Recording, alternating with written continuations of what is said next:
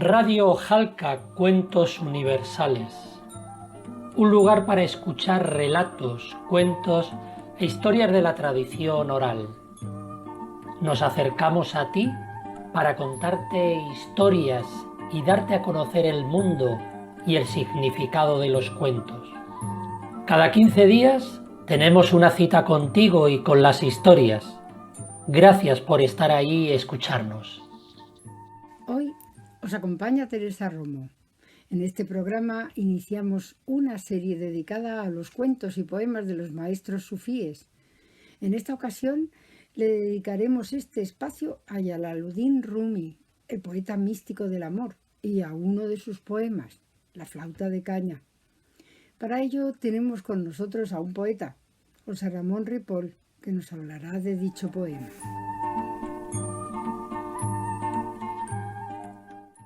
Jalaluddin Rumi nació en la ciudad de Balkh, en el actual Afganistán, en el año 1207, hace 8 siglos. Rumi viajó a temprana edad hacia la Meca y más tarde se dirigió a Konya, en Turquía, con su padre, donde se formó como jurisprudente y se convirtió en un gran conocedor e intérprete del Corán. Hay un hecho notable en la biografía de Rumi que cambia por completo el rumbo de su vida. En el año 1244 llega a Konya el enigmático Shams de Tabriz, quien se convirtió en su maestro. La influencia que tuvo sobre Rumi fue enorme, hasta el punto de que transformó por completo su vida, convirtiéndole de un jurisprudente en un apasionado cantor de los misterios del amor. Se cuenta que Rumi dictaba cada rubaiyat a sus discípulos mientras giraba agarrado a una columna de la mezquita. Cuando entraba en trance, los versos salían precipitadamente de su boca, pero perfectos en ritmo y medida. La verdad es que Rumi jamás había escrito poesía, y fue a raíz del conocimiento de Shams de Tabriz, precisamente, que comienza la escritura de la poesía, y sobre todo después de que Shams de Tabriz tuviera que huir a causa de los celos que despertaba en los discípulos de Rumi. Tenía entonces 37 años y en aquel momento también empezó a interesarse por la música, cuando siempre la había mirado como algo indeseable. De hecho, Rumi es el fundador de la Orden Mevlevi de los derviches girovaos. Dicen que Shams de Tabriz, su maestro, fue apuñalado por unos discípulos de Rumi. Pero cuando volvieron al lugar del crimen, no encontraron nada, ningún cuerpo, solo unas gotas de sangre. Desde la misteriosa desaparición de Rumi, continuó componiendo con inspirada profusión poesía hasta que falleció en el año 1273.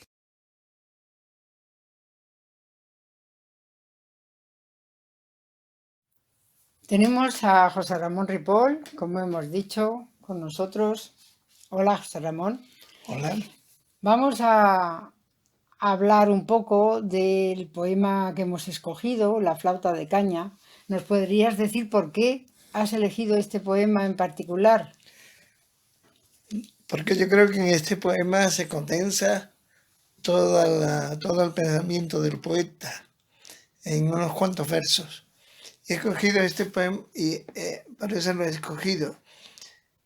No se llama La flauta de caña en verdad, sino eso es un título que le han ido poniendo los diferentes lectores, incluso el traductor, el primer traductor en inglés, que fue Reynolds Nicholson.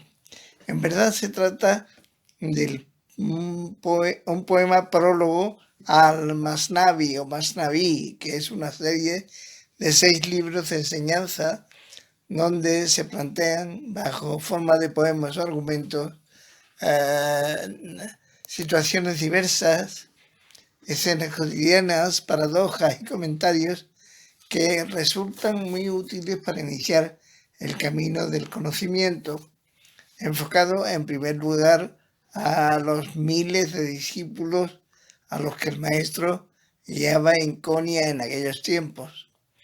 Hay que decir que Rumi empezó ya tarde a dictar estos libros, en 1258, cuando ya contaba 54 años de edad y se había experimentado previamente con la escritura de otro tipo de versos. No llegó a terminar este sexto libro del Masnaví a causa de su fallecimiento en 1273. Y se dice, y parece estar documentado, que Rumi escribió no solamente este poema, sino todos los poemas de los 6 libros, escribió el Masnaví a petición de uno de sus discípulos favoritos, a quien dictaba sus versos casi de forma natural, sin apenas correcciones ni borradores previos, sino que salían así como de un manantial. El maestro o el poeta utilizó unas formas que ya estaban escritas en la tradición de los otros libros de enseñanza, de los otros Masnavis, escritos por ejemplo por Sanaí o por Atar, que son poetas sufíes de gran predicamento, caracterizados por el uso de un lenguaje directo y sencillo, mas no exento de riqueza metafórica. Pero Rumi, sin embargo, a pesar de la sobriedad estilística que le caracteriza, enriquece el poema con un sentido rítmico especial, prendido de una música que suena a través de sus versos, que son aliteraciones, juegos de palabras que forman parte de todo este conjunto de enseñanza, porque por medio de la música también entra el conocimiento, y al que no podemos disfrutar, o por lo menos yo no puedo disfrutar más que en su significante, porque no conozco la lengua original, el farsi o el persa. Bueno, si te parece, vamos a escuchar este poema, La flauta de caña.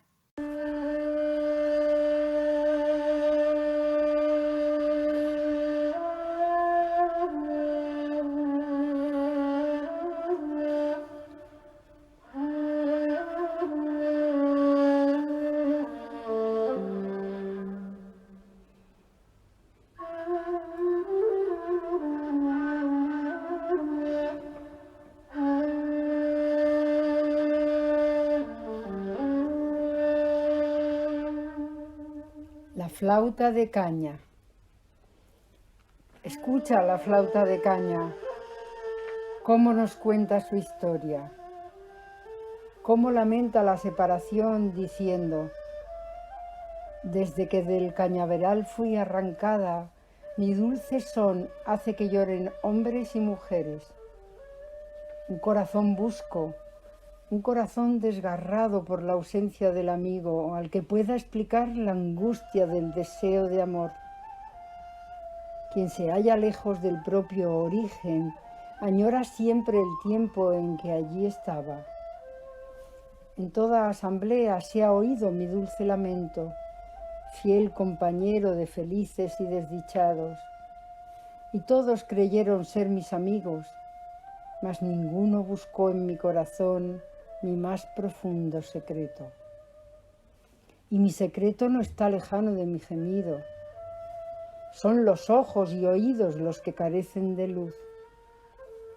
No hay velo que separa el cuerpo del alma, ni el alma del cuerpo, pero el alma a nadie le es dado el verla. Fuego, no viento, es el sonar de la flauta. Quien este fuego no tiene, merece caer en la nada. Es el fuego de amor que ha caído en la flauta. Es el fervor de amor que fluye en el vino. La flauta es fiel compañero de quien ha perdido el amigo, mientras sus dulces acentos angustian el corazón. ¿Quién vio jamás veneno y triaga como la flauta? La flauta nos habla de senda roja de sangre. La flauta nos cuenta relatos de amor del Magnum. Solo al que está fuera de sentido se confía el secreto. La lengua no tiene más cliente que el oído. En nuestra aflicción los días se eternizan.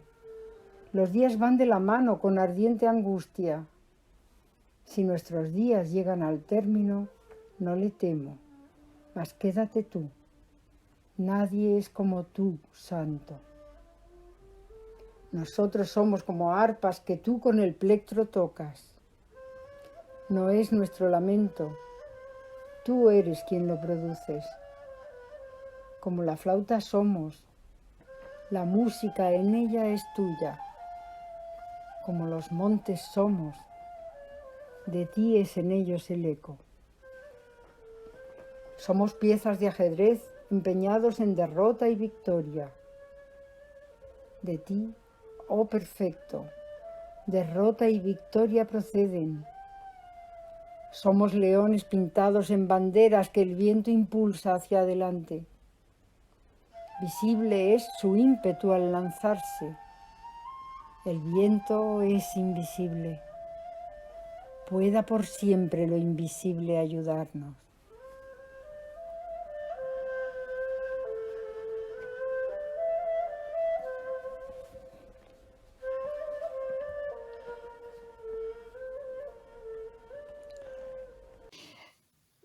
¿Quién crees tú, José Ramón, que habla en el poema el poeta, el maestro o la misma flauta de caña? Bien, en el poema hay dos niveles de voz y de conciencia. Uno pertenece al poeta y otro a la flauta. El poeta dice al principio: escucha la flauta de caña cómo nos cuenta su historia, cómo lamenta la separación diciendo. Y el ney, que es la flauta, comienza: desde que del cañaveral fui arrancada, mi dulce son hace que lloren hombres y mujeres. Una vez que el ney ha explicado su lamento, entra otra vez el poeta y dice: fuego, no viento es el sonar de la flauta, y así hasta el final del poema. La flauta se queja aquí de su separación del cañaveral.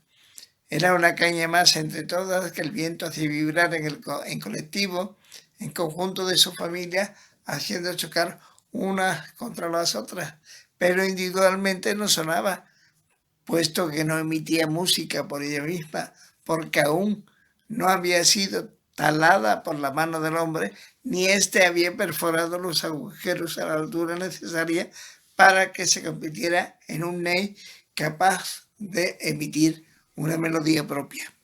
Y a partir de ese arrancamiento o desgarramiento, la flauta se encuentra sola, aunque ya posee una lengua propia, capaz de expresar a la vez el dolor y la belleza de esa soledad, como le ocurre al ser humano al venir al mundo desgajado de la totalidad.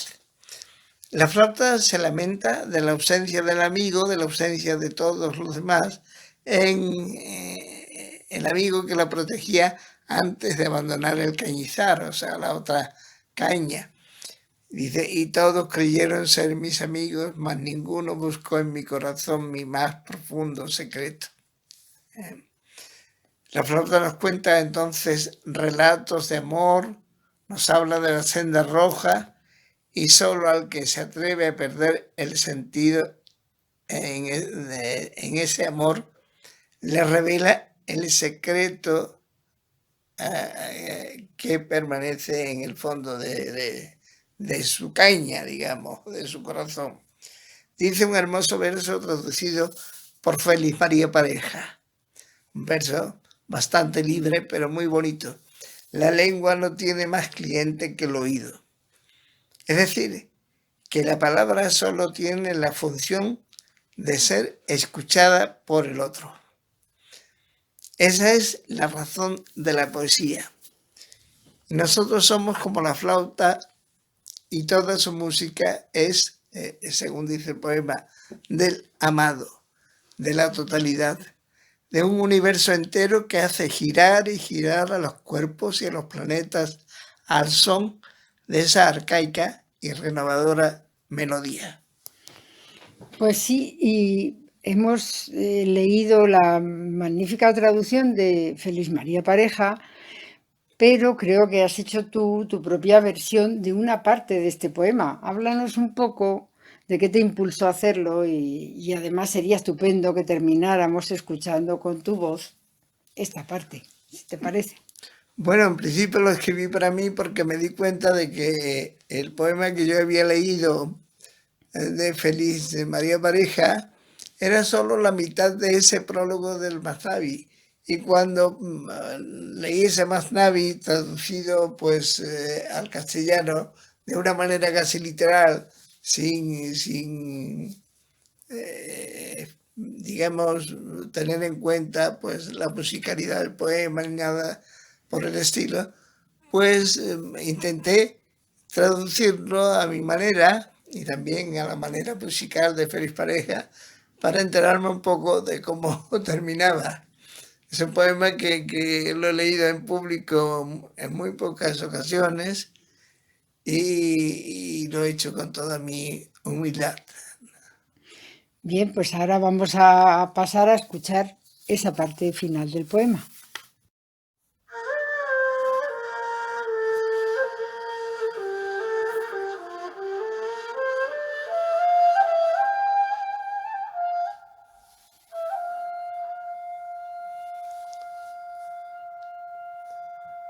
Salvo los peces, todos se cansan pronto del agua, y a los que no tienen pan se le eternizan los días.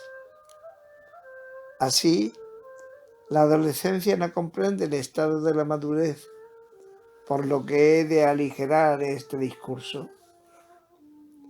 Levántate, hijo mío, rompe los lazos y sé libre. ¿Hasta cuándo serás preso del oro y de la plata? Aunque todo el océano viertas dentro del cántaro, no podrá contener más que el agua de un día. Nunca se llena el cántaro del deseo ambicioso. La ostra no se sacia de perlas hasta estar satisfecha. Solo quien sus vestidos son rasgados por la violencia del amor está libre de culpas de la codicia y el pecado. Sea por ti, ay amor, dulce locura, tú que remedias todas nuestras dolencias, que eres el médico de nuestro orgullo y nuestra vanidad, que eres Platón al tiempo que Galeno. Eleva nuestros cuerpos terrenos el amor hacia el cielo y hace danzar con alegría montañas y colinas. Oh amante, fue el amor que dio la vida al monte Sinaí cuando Moisés tembló y cayó desmayado. Si mi amado tan solo rozara mis labios con los suyos, surgirían de mi cuerpo los sonidos de la flauta de caña. Pero quien se desgaja de aquellos que hablan su propia lengua, aunque posea 100 voces, permanecerá mudo para siempre. Cuando el jardín se seca y la rosa se marchita, no se oye el canto del ruiseñor. Todo en el todo es el amado, y el amante solo lo vela. El amante es todo cuanto vive, y el amante es todo lo que duerme y muere. Si el amante no siente la prisa del amor, se transforma en un pájaro sin alas.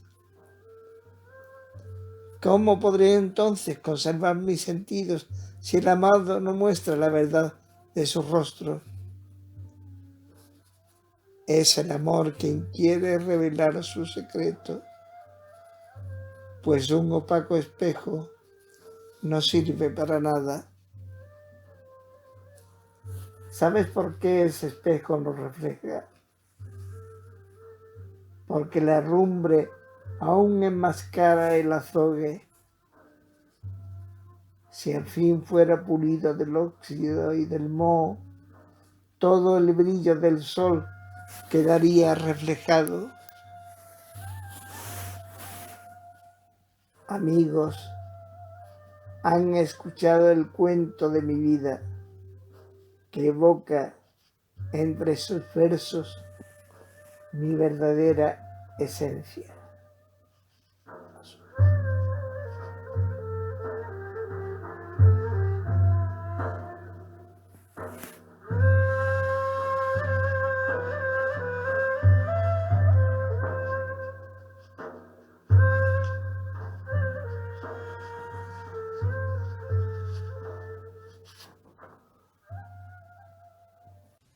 Y hasta aquí nuestro programa de hoy. Agradecemos la colaboración de José Ramón Ripoll. Muchísimas gracias por tus inspiradas palabras, José Ramón. Volveremos en próximos programas sobre los cuentos del gran maestro Jalaluddin Rumi. Tenéis más historias de Jalca Cuentos Universales en nuestros canales de Facebook y YouTube y, por supuesto, en este canal de podcast.